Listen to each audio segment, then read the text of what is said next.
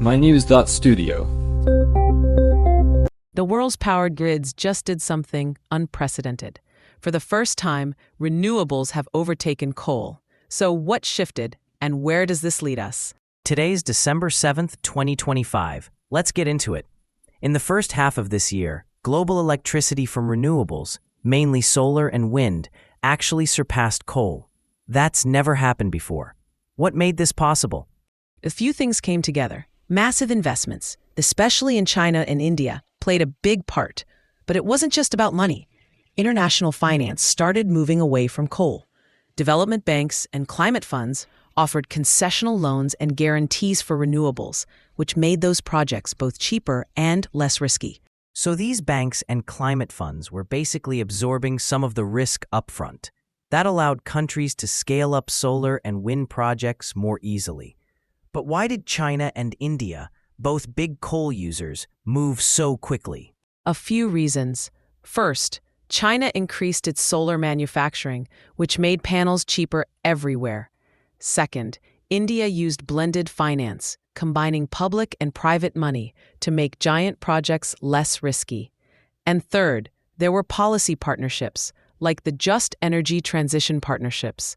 These tied financial support to plans for reducing coal. The idea was, here's funding, but it's linked to both building renewables and phasing out coal. Right, and cross-border technology transfer was a factor too. European countries shared wind expertise. China exported affordable solar panels, and developing nations got both funding and technical support. But does this mean coal is on its way out? Not yet. Coal still provides a large share of electricity globally. Many plants, especially across Asia, are fairly new and expensive to shut down. And in some areas, the grid isn't ready. If the grid can't handle variable power, renewables can't expand quickly. Plus, there's the political side. Some governments and industries rely on coal for jobs and revenue. Looking at the big picture, what does this shift mean for climate targets? It marks a turning point.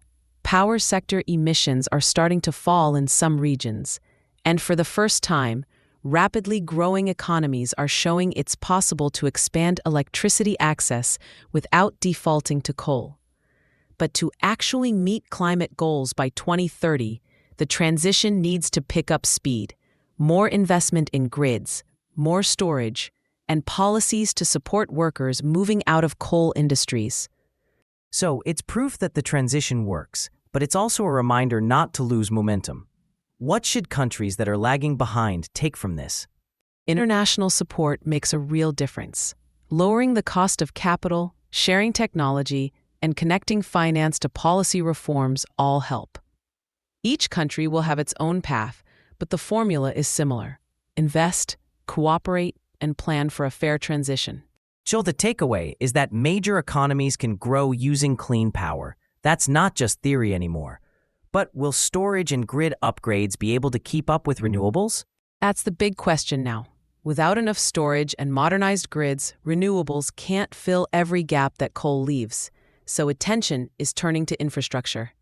We're watching a fundamental change as it happens. Today, renewables are ahead of coal.